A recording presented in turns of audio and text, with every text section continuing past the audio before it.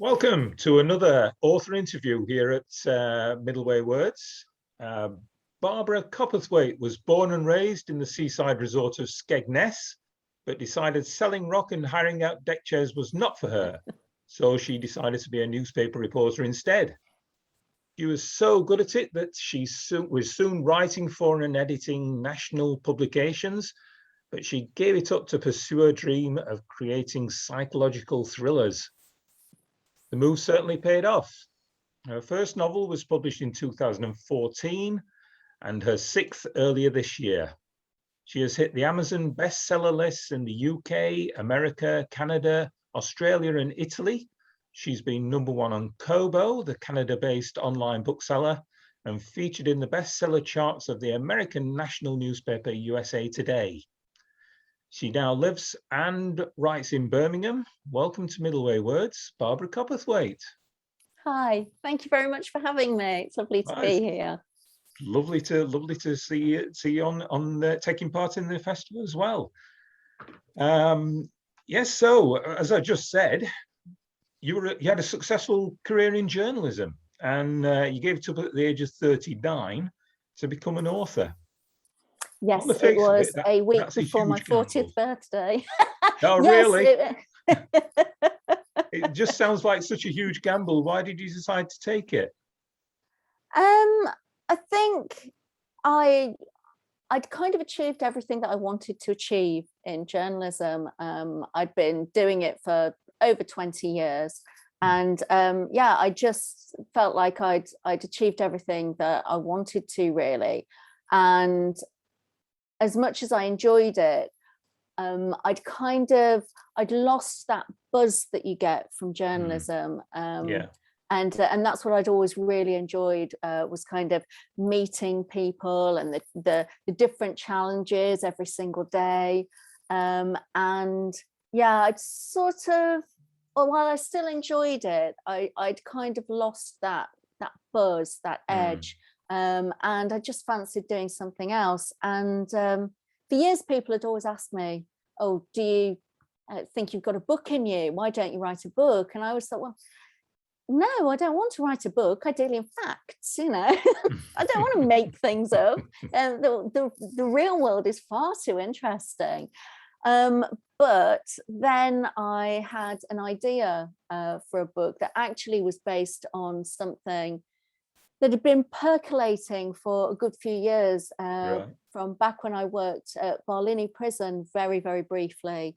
And I'd kind of got this idea that, like I say, had been percolating away. And I just thought, now I really fancy trying to write it. And so I started to write it during my lunch breaks and on my commute in and out of London to work. And just snatching little moments here and there. And it reached a stage where I just thought, I actually really want to do this properly. And so I did what everybody advises you absolutely not to do. And decided to quit my job so that I could pursue it. Redundancies were being made, and I actually begged to be made redundant. Right. please make me redundant, so that I could finish writing it. Very good. And that book became my debut, Invisible. Okay, right. So how many people told you were having a midlife crisis and you regret it then? Can you remember? I think nobody really said it, but you could tell from the sort of slightly frozen smiles and I think a few people did think that I was a bit crackers. I thought I was a bit crackers, to be honest, but I just thought sometimes you just got to try something. And Indeed. it just got in my head, and I thought, if I don't do it now, I never will. And I can always, it's not like I'm completely giving up writing, so I can always go back to journalism. And I did sort of freelance a little bit, so I did keep my hand in a bit with journalism for a little while, but for about 2 years. But I never really looked back from that moment. No doubts at all. No doubts even from the start. You didn't think, no. Am I doing the right thing here? Not really. There were times when I sort of, I I briefly wondered, I sort of felt like I should feel like that, if you know what I mean. There were times where I thought, why don't I feel like that? And I sort of analysed that. But no, I just decided that I wanted to go for it. And I was surprised by how well Invisible sold, because I self-published that. Okay. And I only found out afterwards that there's some kind of statistic about, basically, if you sell over 100 copies of a book and you've self-published, you're actually considered to be doing quite well. And I had no idea of that statistic. I think if I'd done more research, I would have been a lot more scared. But strangely, for a journalist, I just didn't. I jumped in with both feet. I just went for it, and it worked out. Yeah, it worked out well. So it did. But writing journalism, as I know, writing journalism, writing as an author are related, but they're separate, aren't they? So yes. How did you go about developing yourself as an author? I think I'm quite ashamed to say that when I wrote Invisible, I think I had quite a level of arrogance in a way that I can write features. I'm really good at my job, so I know that I can write. And then as I went through writing it, I realized more and more that they are actually yes, related, but also very different skill sets. So yeah, I learned quite a lot. It was quite a steep learning curve, to be honest. So yeah. Did you, how many attempts did you abandon or come back to, or throw away and try and forget about? Or it is a process. You have to kind of learn the ropes, don't you? Yes, you do. Yes, definitely. I think I can't remember how many drafts I did of Invisible. And Flowers for the Dead came quite easily as well. But actually the hardest book that I've written was my third one, which was The Darkest Lies. And it was just so tough. It was so tough to write. And there were lots of times when I felt like giving up, actually. Yeah, I started and stopped it so many times and couldn't decide which way to go. Should it be first person? Should it be third person? Should it be second? I actually ended up doing a sort of second, where it's a mother talking to her daughter, and her daughter is in a coma. And it was only when I decided to do that I really started to feel that it had its voice. But yes, that was actually the hardest one. And I considered giving up completely while writing that book. But it's strange because although that was the hardest book to write, that was the book that also landed me my publishing deal. So it was worth it in the end. I'm glad I continued with it. But I even wrote a blog post at the time about how it's sort of likening writing books to being like a long distance runner. And you have to have a lot of stamina. And even when you can't see the finish line, you just have to know in your heart and your head that it is there. And you've just got to keep going and going and going and find some inner resilience. So yeah. And to extend the analogy as well, it's a matter of setting yourself small targets all the time, isn't it? And saying, well, I'll just get to the end of this chapter and see where I go there, and maybe the next chapter, and then yes, it's definitely. I might steal that one off you. No, go for it. Yeah, that's quite a good one. Yes, thanks very much. But while you're going back a bit towards when you are starting to write your first one, who were the authors you looked up to, and who influenced you in the kind of author you wanted to be? I honestly didn't really have that thought in my head when I was writing it. I'd had this idea for such a long time, and I really wanted to.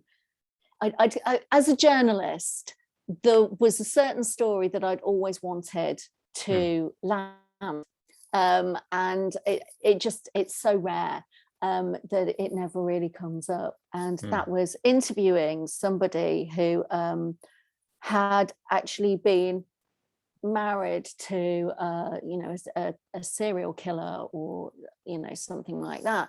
And because there is always that question of surely she must have known. It's the thing that echoes continually through all of these stories. Everybody is always looking at much as the person that the man was married to as the man himself.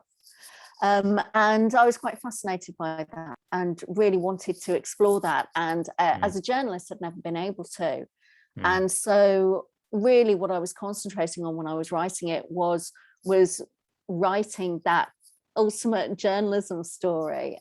So I didn't really have any authors in mind. And I do have favorite authors that I absolutely love, but I've never really tried to emulate anybody or be influenced by anybody, because I think it's really important to develop your own voice and have the confidence as well. I think especially when you're starting out, it's very easy to be swayed by, you have to have a certain amount of market awareness, but I think you can be too easily influenced by the market and try to emulate certain voices or look at what's popular and try and write those sort of stories.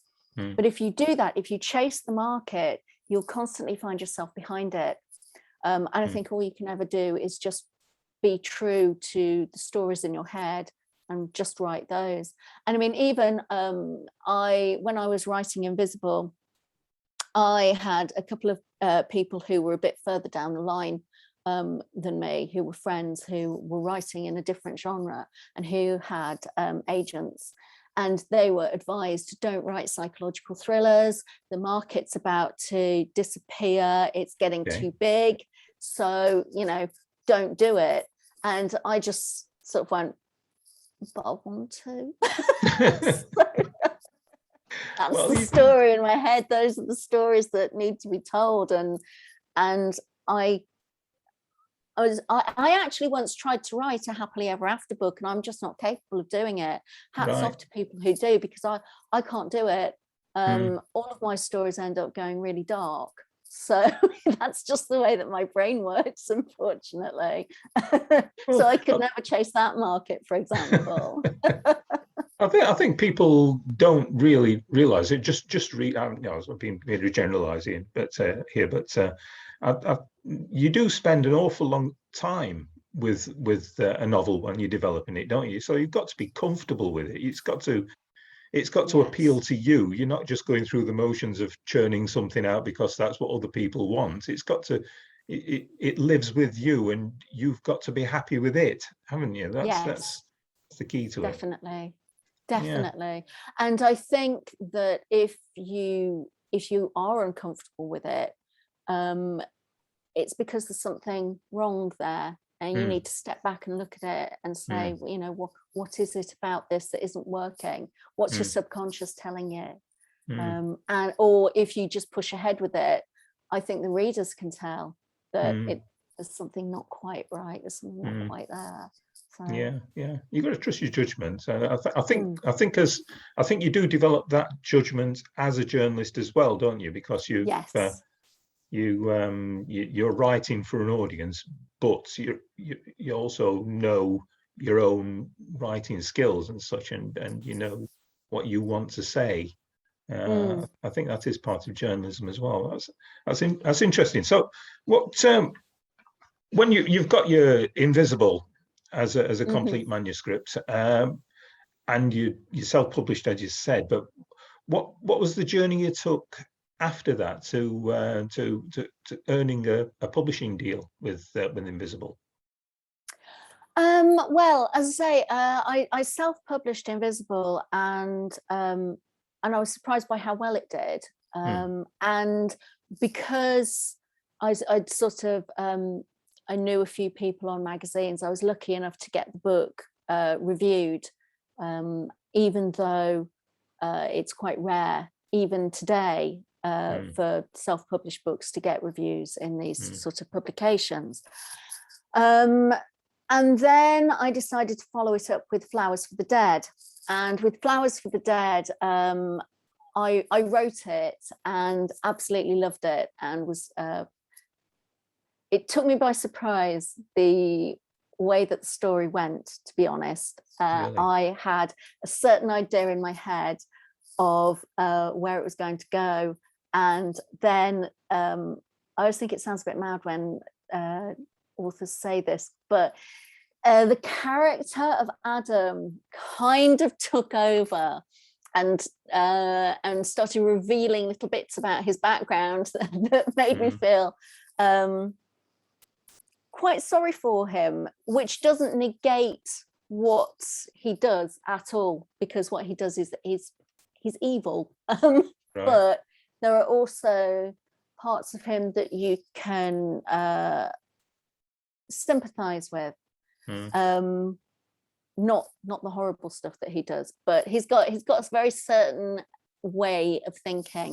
And I wrote this book anyway, which is Flowers for the Dead is basically told from the point of a serial killer, and tells his background.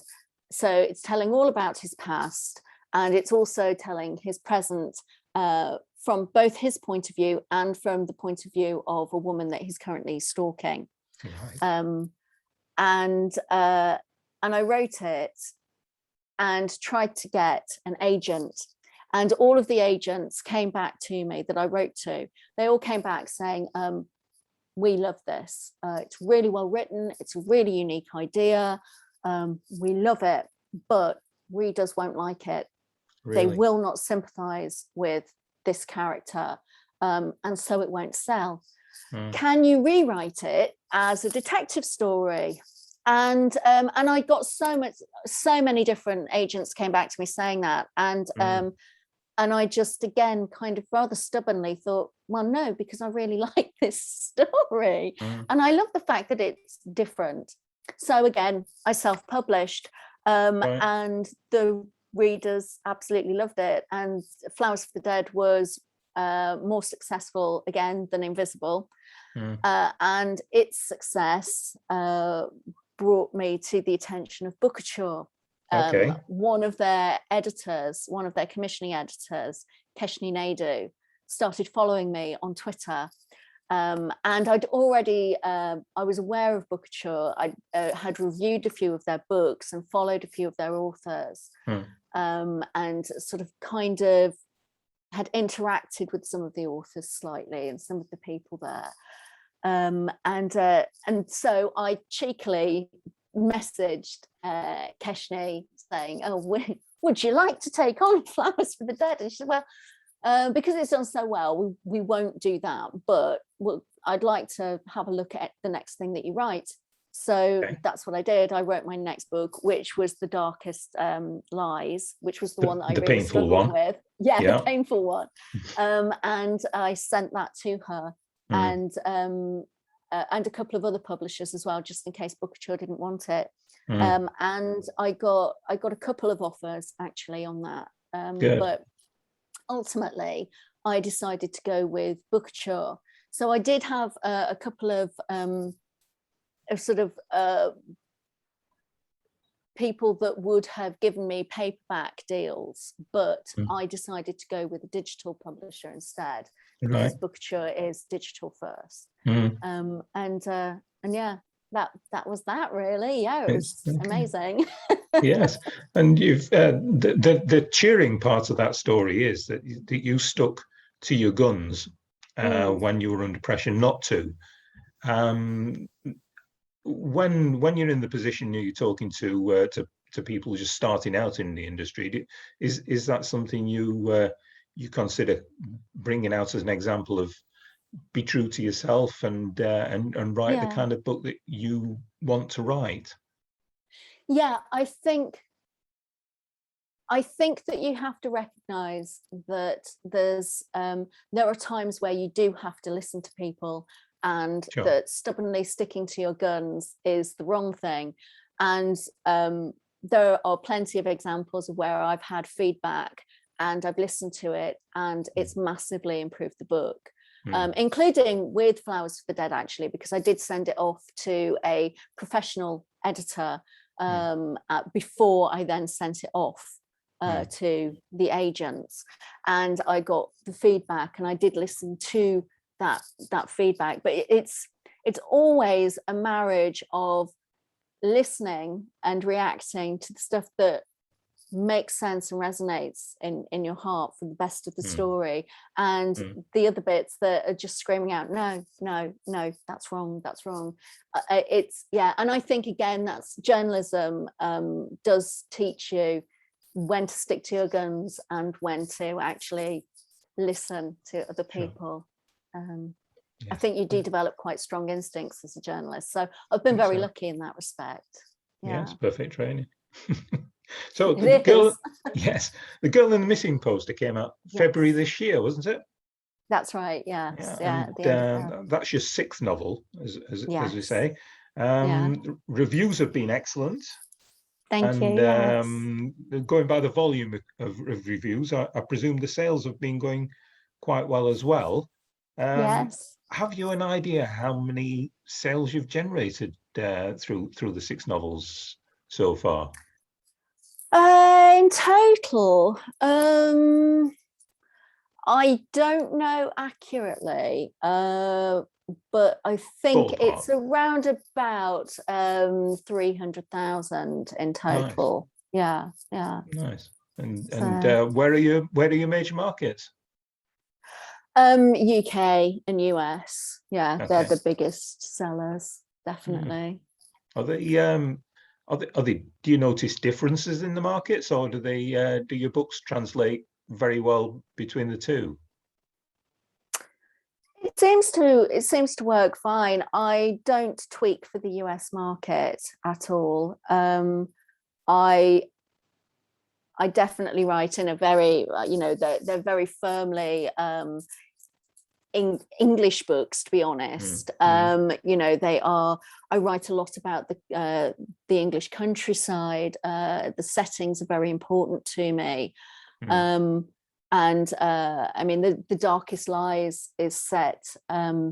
It's based on the village where I grew up as a child, which was a fascinating place because it's a very small village, and it abuts a sea marsh, and it used to have, which used to serve as a bombing range. Okay. So even though I was in the middle of the countryside, in the middle of nowhere, you'd hear the jets going over and the bombs going off, and the windows would rattle, and you'd hear in the distance machine gun fire and things like that. So it's a fascinating place to grow up.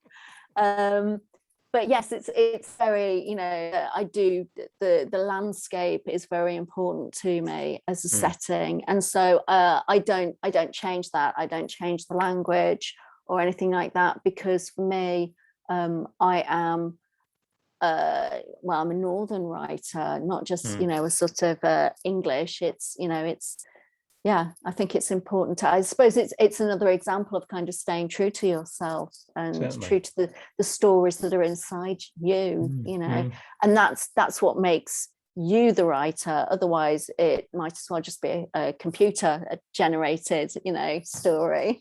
Yes. And so your characters go up tall buildings in lifts, not elevators. Is that what you're telling me? Yes.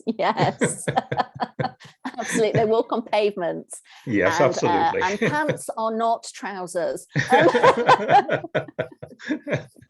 Absolutely. So what makes a good psychological thriller then, in your view? What are the ingredients you always look to get into your books that now with the experience of six on, works for your readers?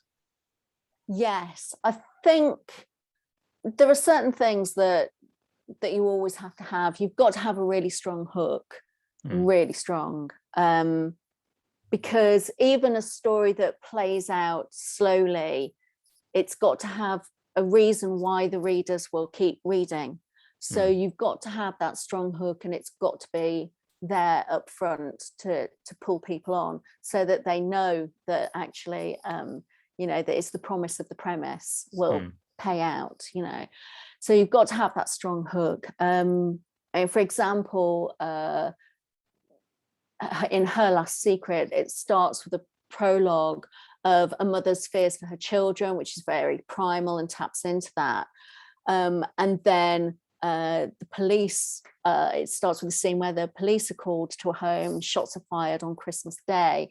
And so you've instantly got that. It doesn't tell you what the police find or who did it, or why, or anything like that. You've got to sort of continue reading, but you've instantly got that setup of questions there as soon as you read that opening.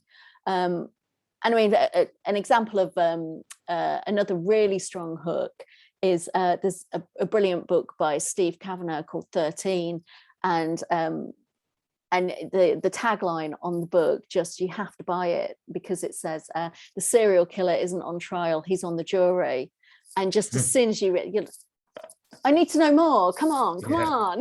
Yeah.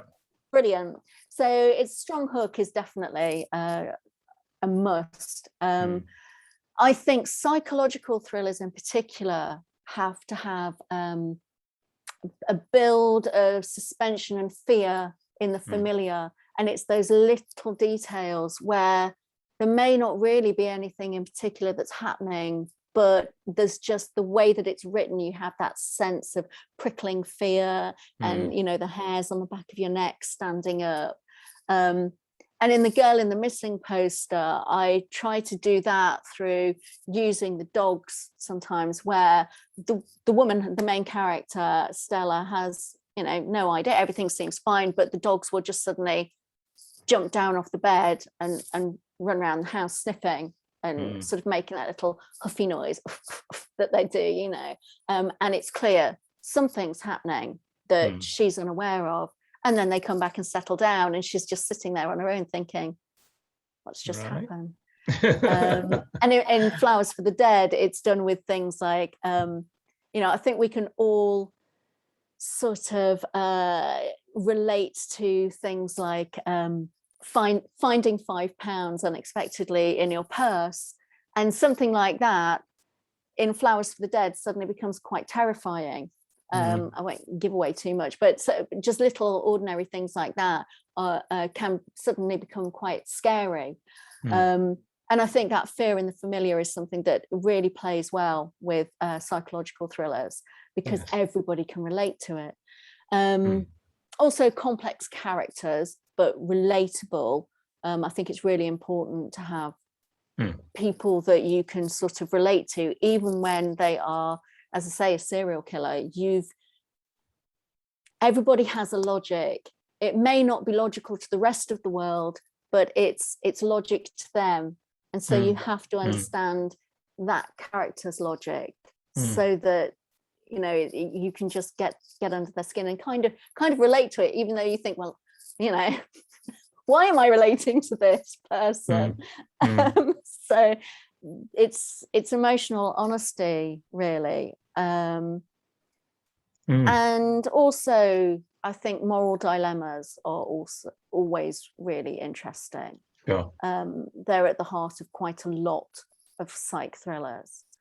Again, with The Girl in the Missing poster, you know, can she forgive the person who's killed her sister? Should she forgive the person who's killed her sister?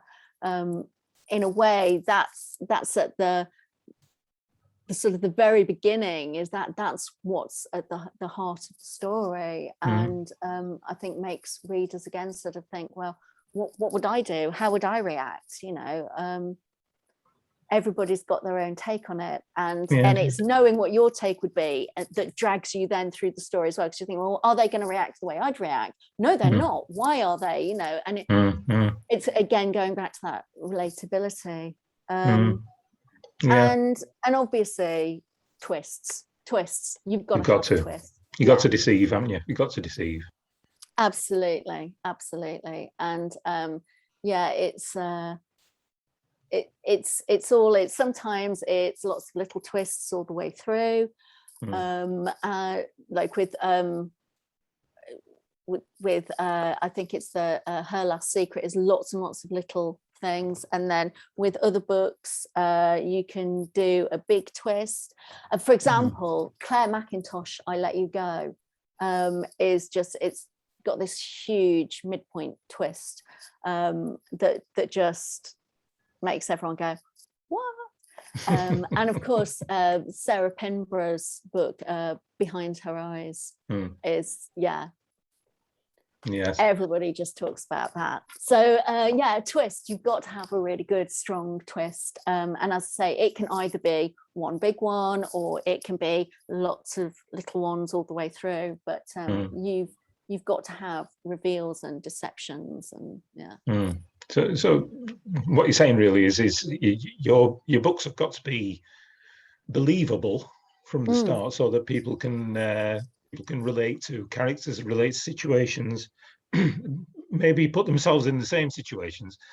yes. How do you start to relate to your characters? Do you just create a frame of a character and then kind of learn with them, or do you really think through the character before you sit down and start writing?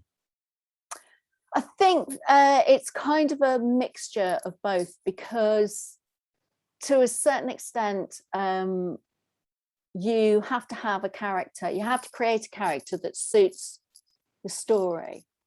So quite often I will think of a scenario or a what if, and then I will try and think of what the character would be like that would suit that story. Okay. And so for Flowers for the Dead, for example, the what if was I found a pint of milk that I'd forgotten I'd bought in the fridge, and at the time I was living on my own, and thought to myself, I don't remember doing that. Oh well, but it must have been me, unless I've got a stalker who, is doing kindly things for me. Right. And then thought, oh, hang on, that should be really scary. so having thought of write that one down before I forget it. Yeah, that's it. It really was one of those moments.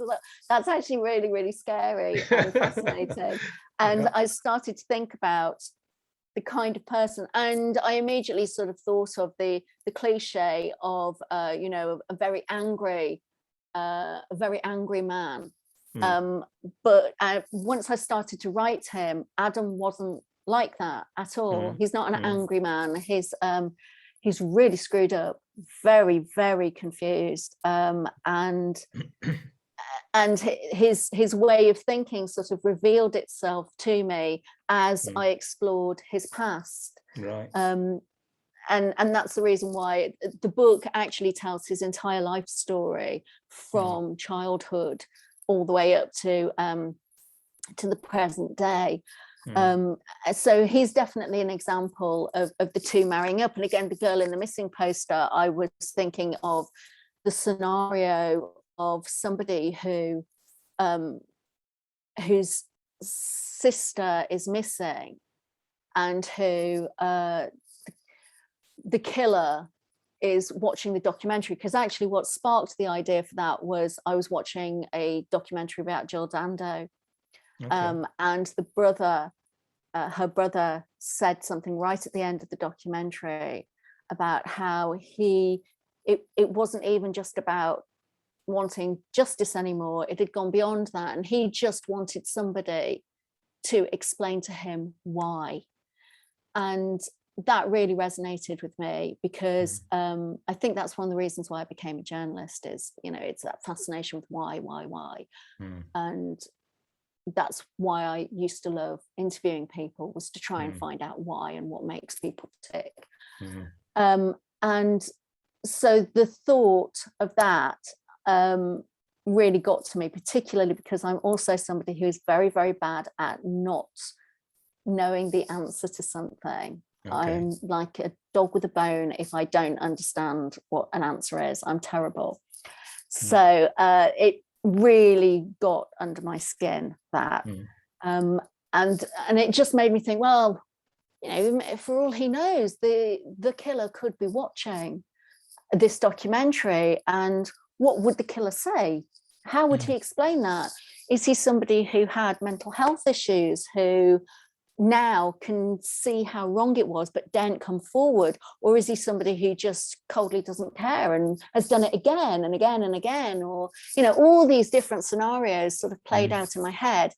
And for me, it was kind of trying to find the person, the killer that was right for the story, but also trying to find the sister. What was the most heartbreaking character that I could find for that scenario? And I thought of, what if it was a twin, an identical twin? Because to lose your other half, somebody who's just exactly like you, yeah, that's terrible. That's terrible to lose that person and then look in the mirror every single day and see yourself age and see them, but it's not them. Yeah. And so it is quite often about trying to find the character that is the most heartbreaking, the most domineering, or the most angry, or whatever. It's that what character is going to give you the most to explore as a writer, because that will be the character that readers most want to find out about as well. They'll most enjoy that journey. So yeah, it's kind of a mixture of discovering calculated decisions and also discovering along the way. With the twins, then I was fascinated when I read that book about the twins. Did you research on the twins? You talked to identical twins about their relationship with each other? Yes, there's a network called the Lone Twins Network, and I contacted them, and they are specifically set up for twins who have lost their sibling, because it is a very unique thing, you know. There's nothing quite like it. And so yes, I contacted them, and they were amazing. They really helped me. There's a book that's all about that they have produced, that is about loss of a twin, and that really explores that unique grief, which also was very helpful. So yeah. Well, the authenticity shows, I must say. Thank you.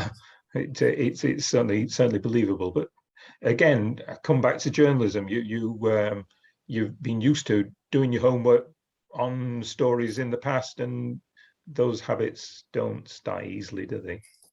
Definitely. It's really important to me that the stories are well researched, that they are possible.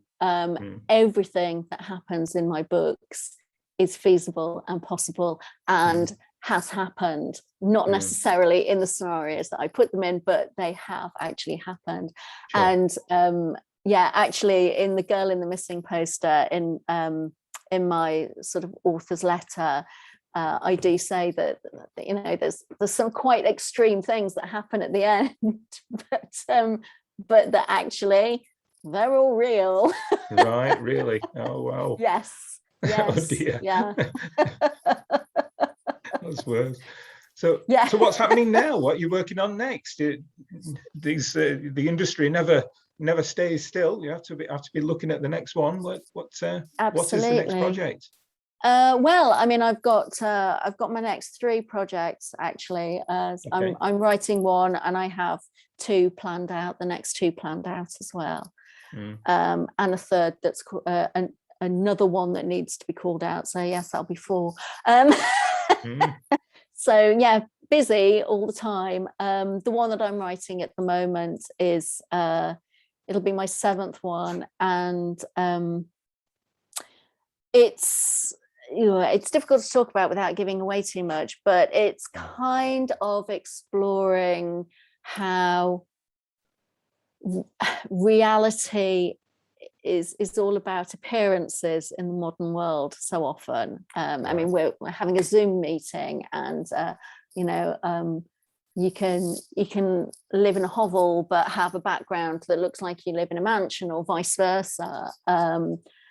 It's sort of exploring layers of truth and about family and what is parenthood, and the judgments and pressures on people who decide to be parents, people who decide not to be parents, and it's all within the framework of a psychological thriller. And there's aspects of gaslighting as well, and basically nothing is as it seems in this book.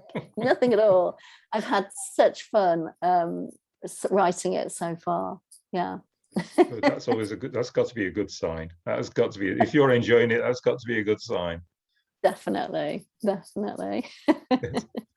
Well, very best of luck with the next one, and then the other three beyond there, and whichever ideas come to you in the meantime as well. It sounds like you're going to be busy for a while yet. Yeah, which is a nice feeling. Definitely. Absolutely, it is. Absolutely, it is. Thank you very much for being on Middleway Words, Barbara. Thank you.